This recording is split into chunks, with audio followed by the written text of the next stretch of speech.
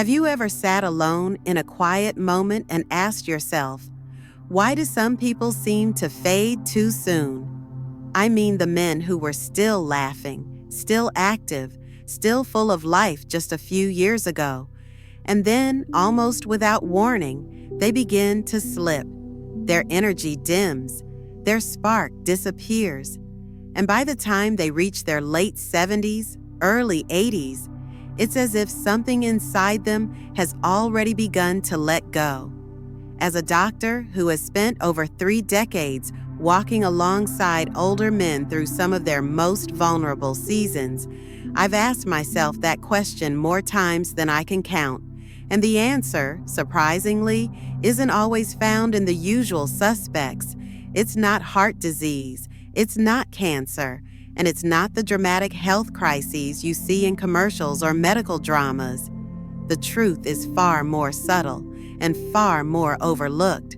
What quietly robs so many good men of their strength, joy, and vitality isn't a single disease, it's disconnection. Disconnection from their own bodies, from the very source of energy and emotional resilience that once made them feel alive. And I'm not just speaking in metaphors here. I'm talking about something real, something biological, something emotional, and yes, something deeply personal. See, over the years, I started noticing a pattern in my patients. I'd look at 2 men, both in their early 70s, same medications, similar diets, same level of fitness, and yet one man still had a fire in his eyes, a bounce in his step, a laugh that came easily. The other moved like the air was heavier, his shoulders slumped, his voice was flat, his days felt like tasks to complete, not moments to live. At first, I couldn't quite put my finger on the difference. But then, after hundreds, maybe thousands, of honest conversations, it became clear. The men who stayed vibrant, emotionally grounded, and mentally sharp into their later years all had one thing in common. They never fully turned their backs on physical pleasure. And I don't just mean intimacy with a partner, though that's certainly part of it. I mean touch, connection, sensation, even solo expression, things many men quietly abandon as they grow older, not because they want to, but because they think they're supposed to. Because society somewhere along the way whispered a dangerous lie into their ears. That pleasure is for the young, that after a certain birthday, a man should quietly fold that part of himself away, like an old photograph in a drawer. And that, my friend, is where the slow fade often begins. Now, I know this might not be something you're used to hearing from a doctor, but let me assure you, I'm not here to sensationalize anything. I'm here to tell the truth I've seen unfold in real lives, over real years, again and again. When a man loses connection to his own body, when he stops believing that he is still worthy of feeling, of joy, of sensation, something in him begins to erode. It's not just about desire. It's about blood flow. It's about hormones. It's about mood. It's about sleep and energy and immunity. When physical pleasure goes silent, so does a man's vitality. And that silence is dangerous because it happens slowly, without pain or warning, until one day you wake up and the version of yourself you used to know is no longer in the mirror. But here's the good news. It doesn't have to be this way. That part of you, the one that longs to feel, to connect, to live, it's still in there. Maybe quieter than it used to be, maybe a little more hesitant, but not gone, not by a long shot. In this conversation, I want to invite you to gently open that door again. No pressure, no judgment, just curiosity. Because what I've learned after all these years is that one of the most powerful predictors of how long and how well a man will live after 60 has nothing to do with his cholesterol, his blood pressure, or how many push-ups he can do. It's whether or not he stays connected to his own sense of aliveness. And that, my dear friend, begins with one courageous question. What have you stopped giving yourself permission to feel? If that question stirs something in you, even just a whisper, stay with me. You might be surprised by how much life is still waiting for you. The silent epidemic, disconnection from physical pleasure. When I sit with men in their 70s or 80s, there's often a familiar look in their eyes. It's not fear or illness. It's something quieter, something deeper. It's the look of someone who has slowly grown disconnected from his own life force. He doesn't always have the words for it. He might say he's tired or that life just feels smaller than it used to. He might joke about forgetting why he walked into a room. But beneath the humor, beneath the sighs and the shrinking laughter, there's a kind of quiet grief, a sense that something beautiful has slipped through his fingers, and he doesn't know how or when it happened. And what I've come to understand, after all these years of listening, is that what they're mourning isn't just youth or strength. They're mourning feeling, the rich, vital, unmistakable sensation of being alive in your own skin. You see, one of the most devastating things that can happen as we age isn't disease or injury. It's this slow, invisible drift away from our own bodies. Touch becomes rare. Intimacy becomes awkward or avoided. Sensation fades. And it's not because the body has failed. It's because the man has been taught to believe that after a certain age, desire is inappropriate, that self-pleasure is shameful, that emotional warmth through physical connection is something meant for the young, that to age with dignity means to silence this part of yourself. But my dear friend, that idea isn't just false, it's harmful. And I believe with all my heart, it's costing men their vitality, their emotional resilience, even their independence. What happens when we abandon this part of ourselves? The biology is crystal clear. Without regular stimulation, blood flow to the lower body diminishes. Hormones that once flowed easily begin to shift in the wrong direction. Neural pathways linked to pleasure begin to weaken, like overgrown paths in a forest that no one walks anymore. The results aren't just sexual, they ripple outward. Sleep worsens, mood flattens, energy fades. Confidence, once a steady companion, slips away without notice. Even the immune system becomes more vulnerable, and the risk of chronic conditions begins to rise. And through it all, no one connects the dots. No one says aloud, maybe it's because I've stopped touching, I've stopped feeling, I've stopped letting myself exist in my body the way I once did. But I'll say it. I'll say it because I've seen what happens when a man dares to return to himself. I've seen color come back to faces that were once pale with detachment. I've seen shoulders straighten, eyes brighten, sleep deepen. And perhaps most powerfully, I've seen men laugh again, real deep laughter that comes from a place of connection, not performance. This is not about returning to some version of your younger self.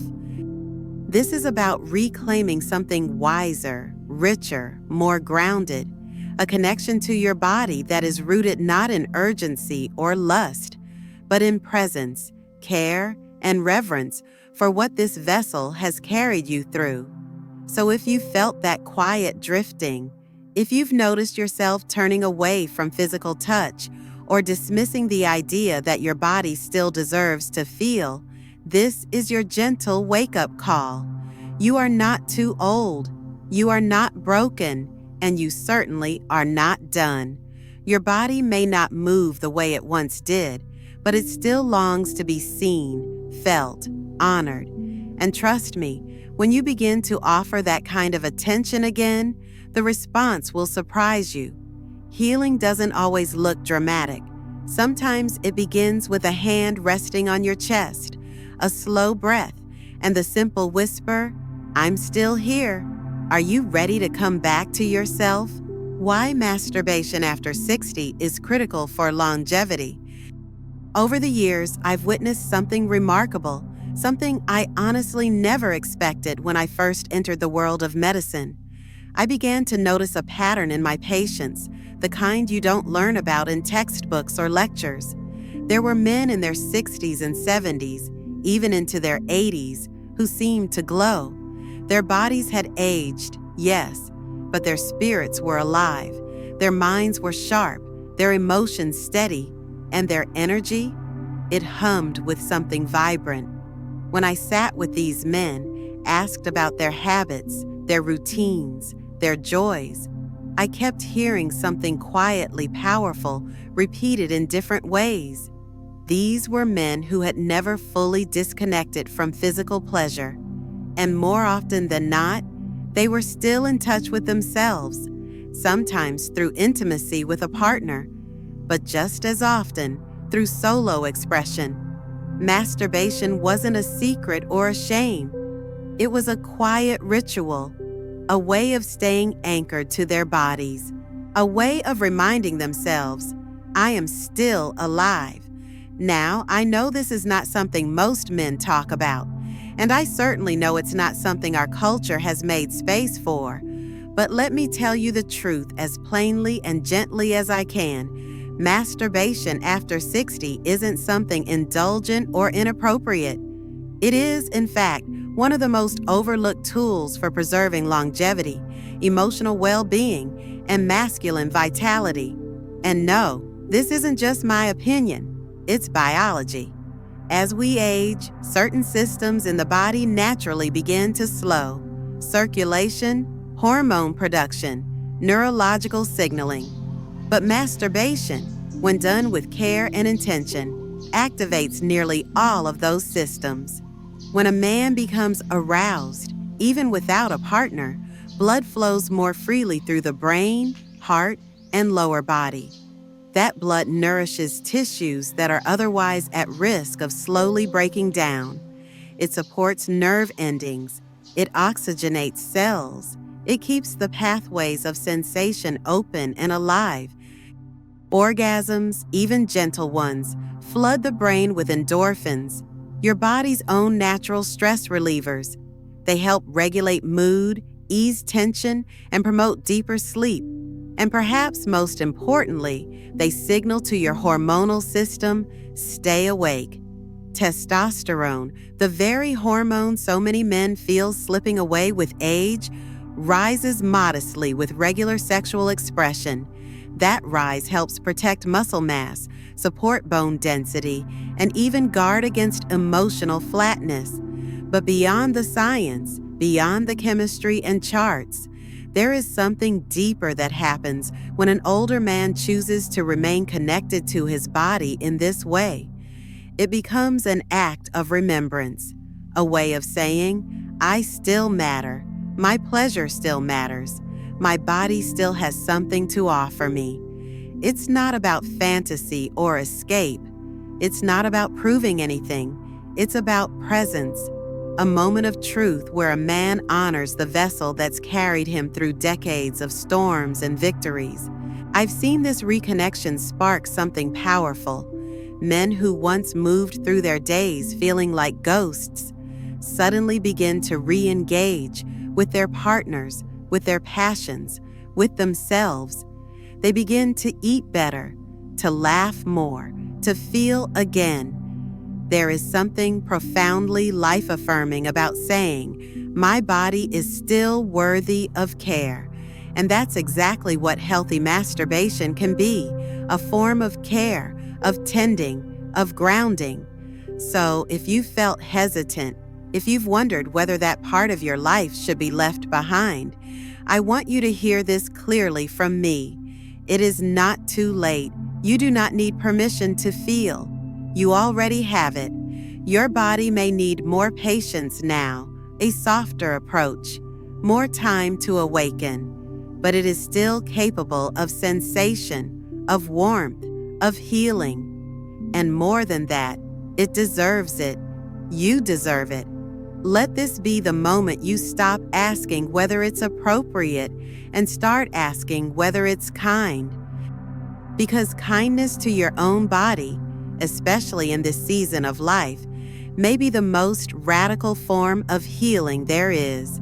When you're ready, I'll take you one step further. We're going to explore the silent myths that may have convinced you to turn away from your body in the first place, and how releasing them can open the door to a more vital, joyful version of yourself than you ever thought possible.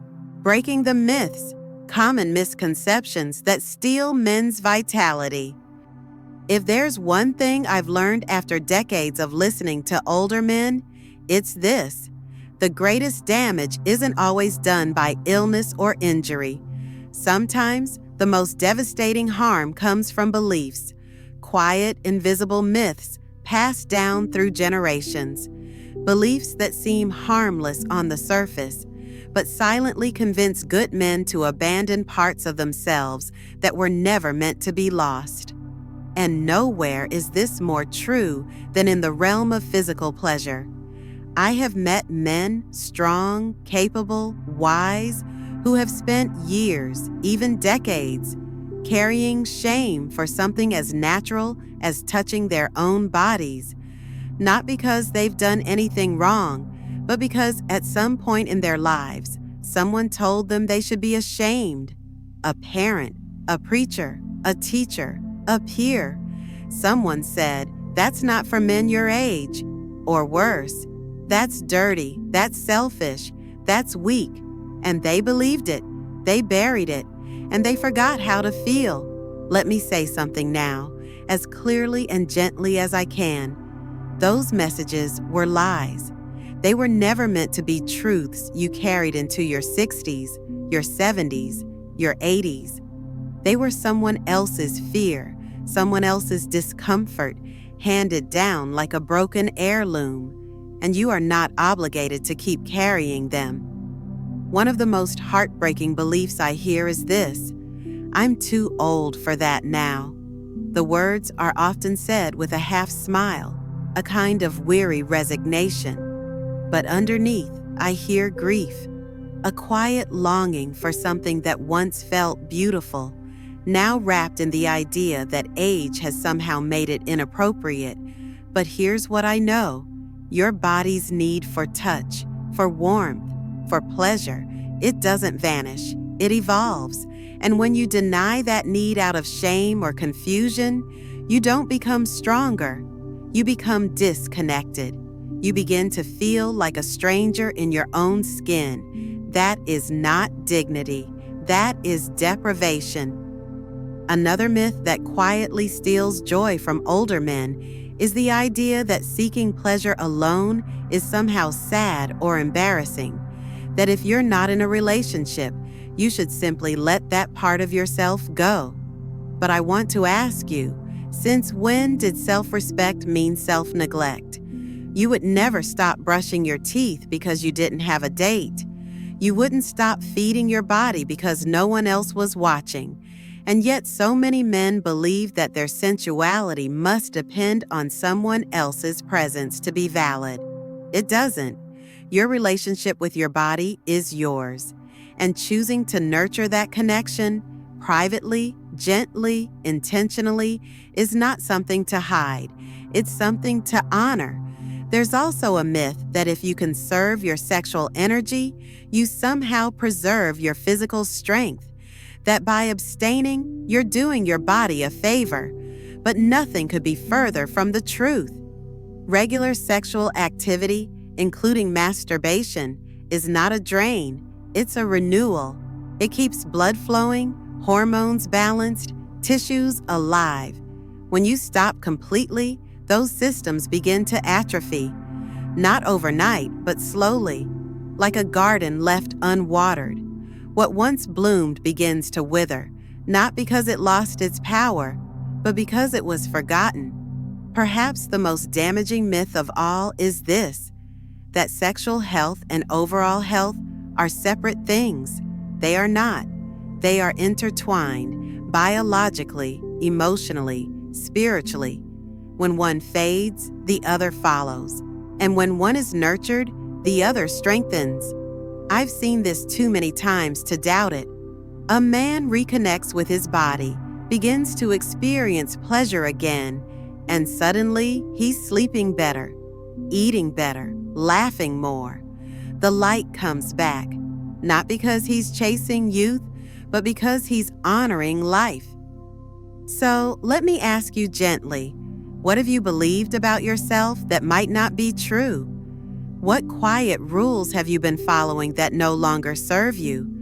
Because the moment you begin to question those rules, to hold them up to the light of your own lived experience, is the moment you begin to reclaim your freedom. In just a moment, I'll guide you into something practical, a gentle, respectful process to help you reconnect with your body in a way that feels safe, real, and meaningful. You won't need fancy tools or perfect health. You just need willingness and perhaps a little kindness toward yourself. When you're ready, I'll show you the path, the restoration method, reclaiming sexual vitality step by step. When I first began working closely with older men who wanted to feel alive in their bodies again, I quickly realized something important. Encouragement wasn't enough. Telling someone it's okay to reconnect with yourself doesn't go very far when they've spent decades being told the opposite. What most men needed, what you may need, is a path, not a vague idea or a pep talk, but a quiet, respectful, step-by-step way to come home to your body. That's why I created what I now call the restoration method. It's not a formula, it's not a performance, it's a process, one that honors the way the body changes with age, while inviting back the very life force so many have been taught to leave behind. The first step is not physical, it's environmental. You must begin by creating a space that tells your nervous system, you are safe here. You are allowed to slow down. Find a place where you won't be interrupted. Dim the lights. Adjust the temperature to what feels comforting. Choose a chair or bed where your body can truly rest. Have a high-quality lubricant nearby, something soothing and gentle that removes friction and invites ease. These simple preparations might seem small, but they send a powerful message to your brain. You matter enough to be cared for. Next comes relaxation. This isn't about rushing to a goal. It's about softening. Take a few deep breaths. Let your shoulders drop. Feel the way your body responds to even the smallest bit of attention. The older male body often holds tension in places it's not even aware of. Tight hips, clenched jaws, stiff hands. With each breath, you invite those places to release. You are not doing this to your body. You are doing it with your body. Then, awakening, begin gently, not where you expect arousal, but where you've long forgotten sensation lives. Try the inner thighs, the lower belly, the chest. Touch these areas with curiosity, not criticism. Let yourself be surprised by what you feel or don't feel. Either way, you are reconnecting. You are building a bridge back to the senses that once gave you pleasure, power, and peace. From there, let stimulation come slowly. If and when you feel ready, allow your hand to explore more directly.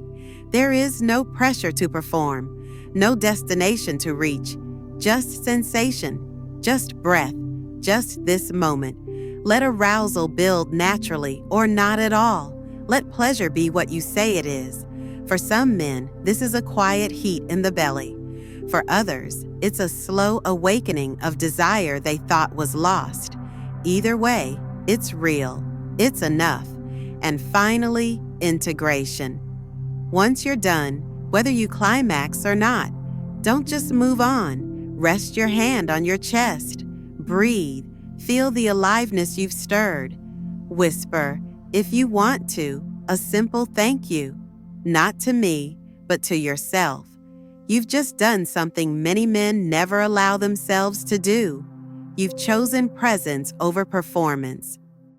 You've chosen connection over shame. You've chosen life. This method isn't a fix, it's a practice. Some days you may feel a spark. Other days you may feel nothing at all. That's okay. The purpose is not pleasure, it's presence. It's about saying, I still belong here, in this body. And when that becomes your foundation, everything else, sleep, energy, intimacy, begins to rise with it. But I'd be lying if I told you the path is always easy. There are moments, especially at the beginning, when doubts creep in, when old voices return, when progress feels slow or uncertain. In the next part, we'll talk about those very moments, the hurdles that appear, the traps that derail even the most well-intentioned men, and most importantly, how to move through them without giving up. When you're ready, I'll be right here. Overcoming challenges, what to expect, and how to succeed. Let's be honest, this journey isn't always smooth. There will be moments when you feel uncertain, maybe even foolish, for trying to reconnect with your body in this way. And that's okay. You're human. Most of the men I've worked with hit a point where old doubts sneak back in. They ask, why am I doing this? Or, shouldn't I have figured this out by now? And sometimes they stop before the real transformation has a chance to begin. One of the biggest challenges is expecting too much, too soon. Many men assume that if they do everything right, they'll immediately feel like they did at 30. But your body has changed, and that's not a failure. It's part of life. Healing now looks different. It's slower, gentler. It might not come with fireworks, but every time you show up with kindness instead of pressure, your body notices. That's where trust begins. Another common hurdle is inconsistency. You might feel motivated at first, then let the practice slip when life gets busy. But connection, like any muscle, needs regular attention. Set aside time 2 or 3 times a week, not as a duty, but as an act of care. You water a plant not because it's withering, but because you want it to thrive. And finally, there's shame, the quiet voice that whispers, this isn't appropriate. If that voice shows up, meet it with compassion. Ask yourself, whose story is that? And does it belong to me anymore? Because seeking pleasure, presence, and emotional warmth isn't shameful, it's human, and it's healing. The truth is, these challenges aren't signs to stop. They're signs you're doing something meaningful. With patience and self-respect, you'll move through them. And when you do, something shifts, not just in your body, but in your spirit. In our final step, we'll bring it all together. A reminder of what this journey is really about. Not just feeling more, but living more, fully, deeply, and without apology. If something in this video stirred something in you, even just a little, I'd love to hear about it. Leave a comment and share what you're feeling or thinking. I read every word, and if you know someone who might need a gentle reminder that it's not too late, please pass this along. If you'd like more quiet conversations like this, I hope you'll subscribe. I'll be right here, walking with you.